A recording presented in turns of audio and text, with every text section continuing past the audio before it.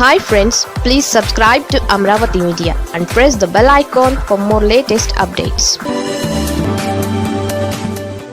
చంద్రబాబు ఇలా అయిపోయారేంటి? ఎక్కడో తేడా కొడుతోంది. ఆంధ్రప్రదేశ్ ముఖ్యమంత్రి చంద్రబాబు నాయుడు మెతక వైఖరిని అవలంబిస్తున్నారు. గతంలో అధికారుల విషయంలో కఠినంగా వ్యవహరించేవారు. పార్టీ నేతలు కూడా క్రమశిక్షణతో మెలిగేవారు.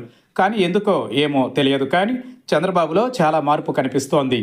పార్టీ నేతల సంగతి పక్కన పెడితే అధికారులపై కూడా అజమాయిషీ లేకుండా పోయింది.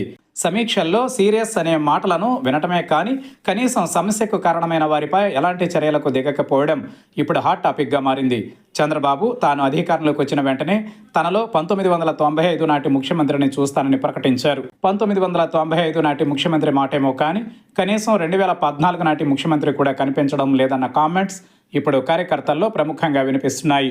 ఎందుకంటే గత వారం రోజుల నుంచి ఆంధ్రప్రదేశ్లో పెట్రోల్, డీజిల్ కొరత సమస్య ఉందని తెలిసినప్పటికీ అధికారుల ఉదాసీన వైఖరిని ఆయన ప్రశ్నించలేకపోతున్నారు. అదే సమయంలో రియల్ టైం గవర్నెన్స్ అంటూ నిత్యం పరితపించే చంద్రబాబు ఇంత జరుగుతున్నా అది ఏం చేస్తుందన్న దానిపై కూడా నాయుడు పెదవి విప్పకపోవడం చర్చనీయాంశమైంది. నిజానికి చంద్రబాబు అధికారులను అలా ఊరికే వదిలేసే రకం కాదు. 24 గంటలు వెంటపడి పనులు చేయించుకుంటారన్న పేరు ఆయనకు గతంలో ఉండేది. కానీ 2024 తరువాత మాత్రం చంద్రబాబు నాయుడు పూర్తిగా మారిపోయారు. ఎంతగా మారిపోయారంటే ప్రతి 3 నెలలకు ఒకసారి కలెక్టర్ల కాన్ఫరెన్స్ పెట్టడం వంటి వాటికే సరిపెట్టారు. అందులో ఎక్కువగా తన విజన్తో పాటు తన పూర్వ విషయాలను చెప్పుకోవడమే సరిపోతుంది.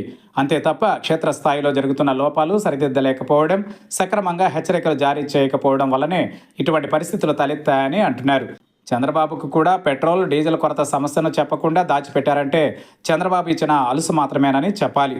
మరి చంద్రబాబు ఎప్పటికైనా మారాలని కోరుకుంటున్నారు.